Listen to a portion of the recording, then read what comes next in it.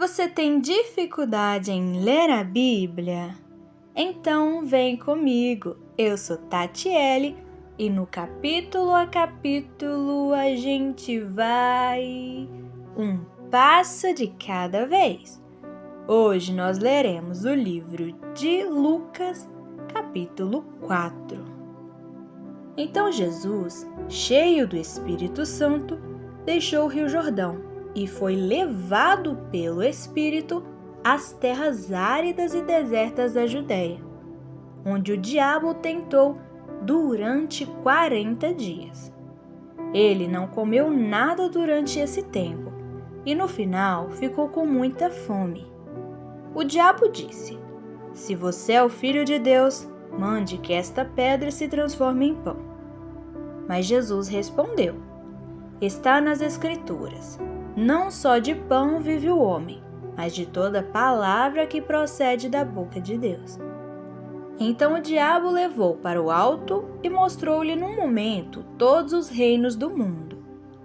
Depois disse-lhe: "Eu darei a você todos estes magníficos reinos e sua glória, porque eles me foram dados e posso dá-los a quem eu quiser, se tão somente você cair de joelhos e me adorar."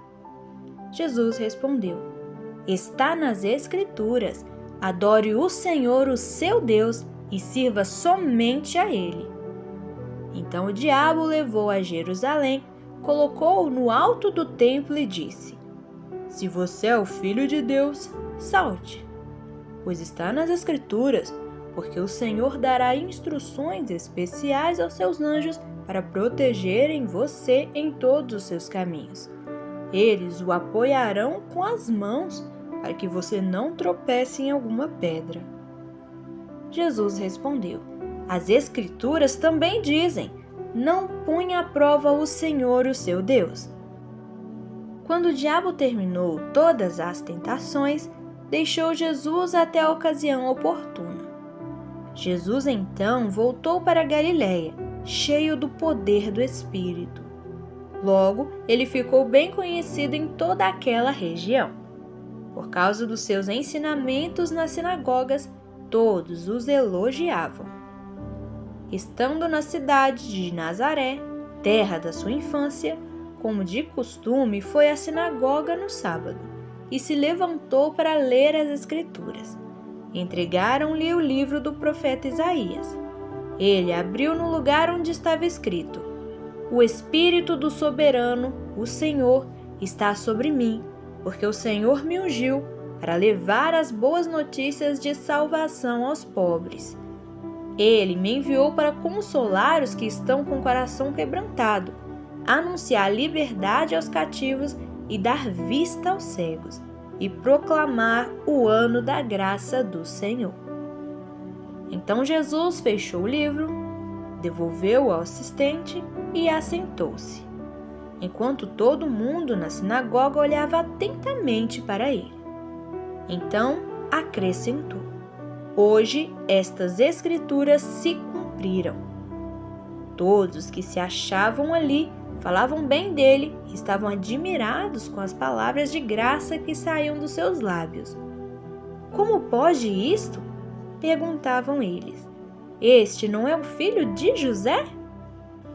Então ele disse: "Provavelmente vocês citarão para mim aquele provérbio: 'Médico, cure a si mesmo, porque você não opera aqui na sua própria cidade milagres igual aqueles que fez em Cafarnaum?' Porém eu lhes afirmo que, de fato, nenhum profeta é aceito em sua própria terra. Havia muitas viúvas judias em Israel no tempo de Elias, precisando de ajuda naqueles dias de crise, porque por 3 anos e meio não tinha chovido e a fome espalhava-se pela terra.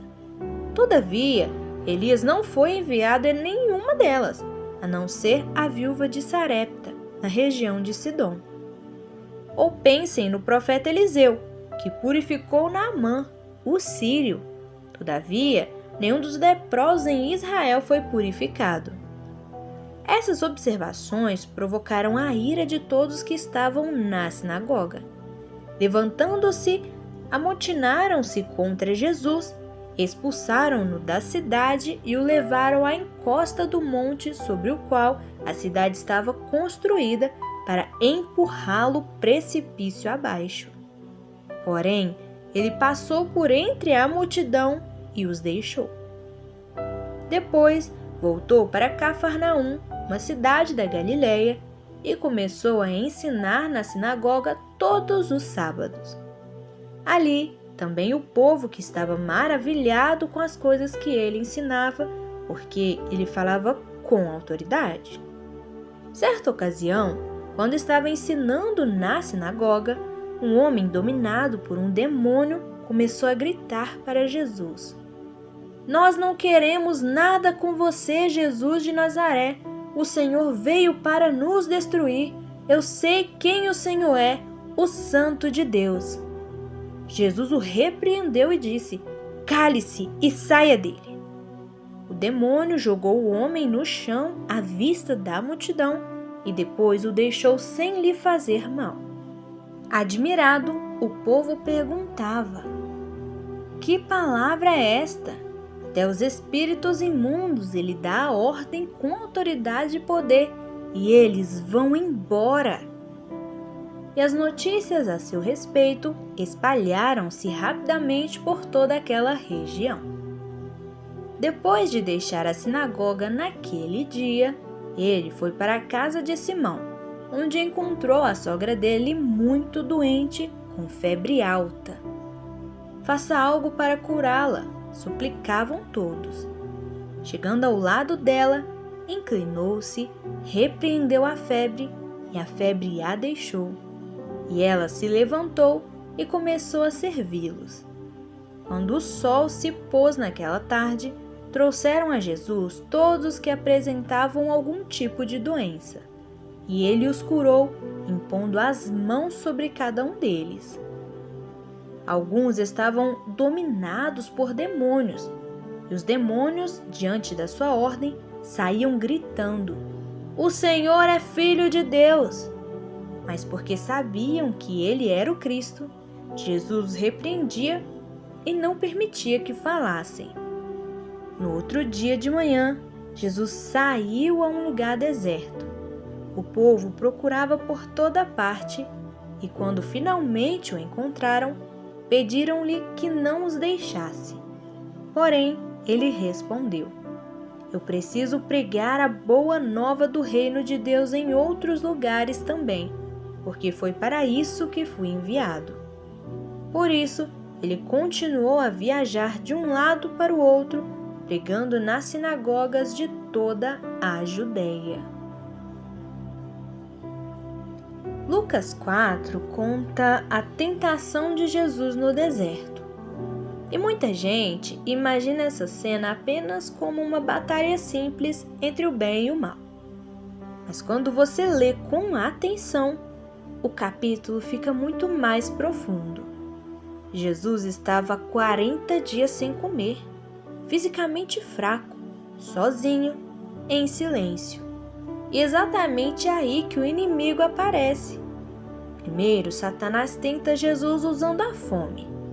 Transforma essas pedras em pão.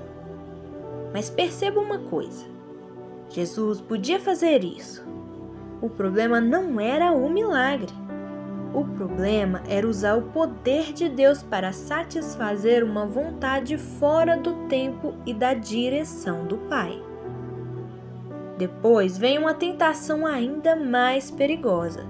Satanás mostra todos os reinos do mundo e oferece poder, glória e autoridade. E aqui existe um detalhe importante. Em nenhum momento Jesus diz que Satanás estava mentindo sobre ter autoridade naquele mundo. Isso porque Lucas mostra uma realidade espiritual pesada. O mundo já estava profundamente corrompido pelo pecado.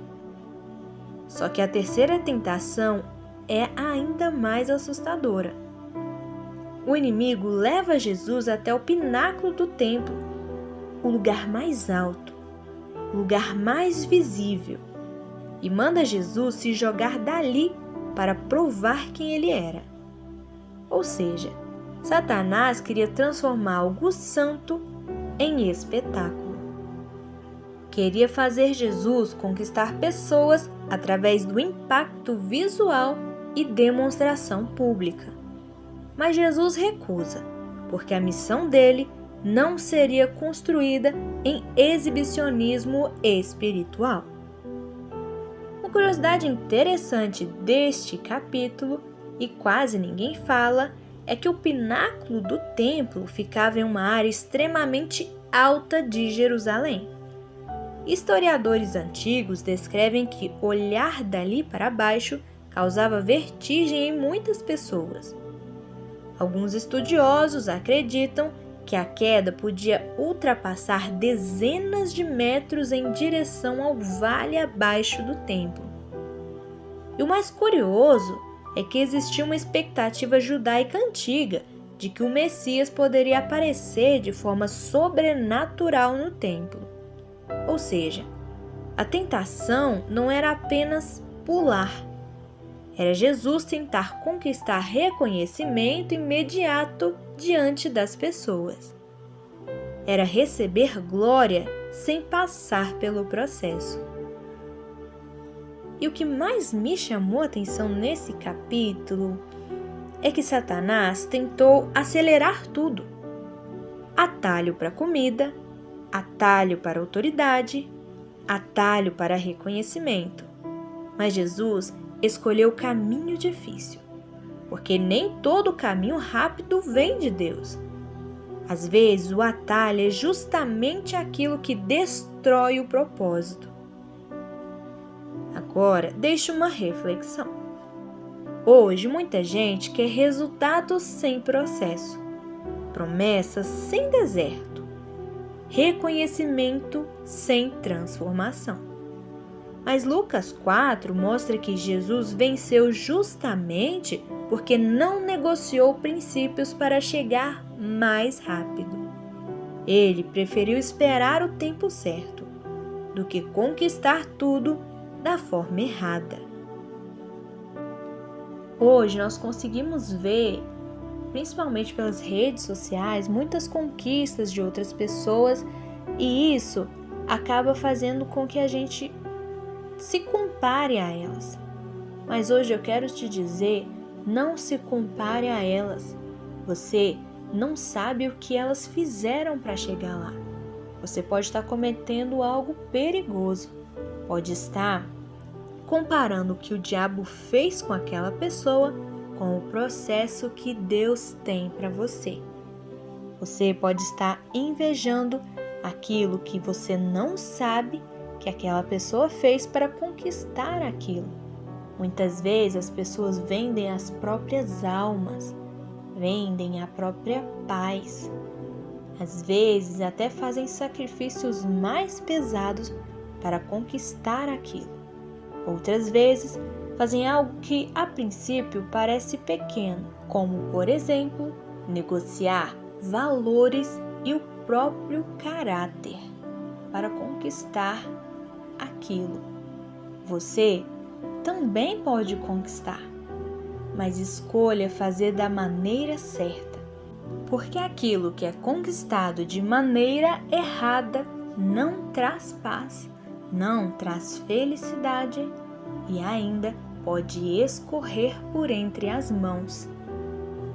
Mas quando você faz da maneira correta, seguindo os seus princípios que Deus colocou em você, seguindo os princípios e preceitos bíblicos, você consegue aproveitar o caminho, consegue aproveitar o processo e ainda consegue aproveitar o resultado que é concreto e não escorre pelas mãos.